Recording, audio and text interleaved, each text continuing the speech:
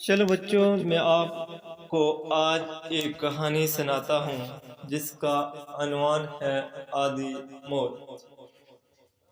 شکور بھائی رات دیر تک جاگتے رہے۔ رات کے پچھلے پہر ان کی آنکھ لگ گئی۔ حسب معمول ان کی بیوی صبح بیدار ہوئیں۔ انہیں نماز کے لیے جگایا تو وہ نہ اٹھے۔ جگاتے جگاتے نماز کا وقت نکل گیا تو انہوں نے شوہر کے لیے ناشتہ بنایا اور ساتھ لے جانے کے لیے کھانا بھی تیار کر دیا۔ اس دوران بھی آوازیں دیتی رہیں۔ ان کے دفتر جانے کا وقت ہو گیا لیکن وہ نہ اٹھے۔ ان کی بیوی نے کونی پکڑ کر ہلائی، وہ تب بھی نہ اٹھے تو بیوی رونے لگ گئی کہ رات کو انہیں بخار تھا۔ افسروں نے ان سے اتنا کام لیا ہے کہ وہ مر گئے اور میں بیوہ ہو گئی۔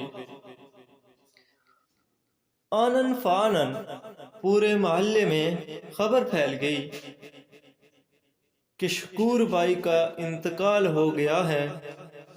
گھر کا کچا صحن تھا۔ بھائی شکور کو غسل کے لیے نیچے لایا گیا۔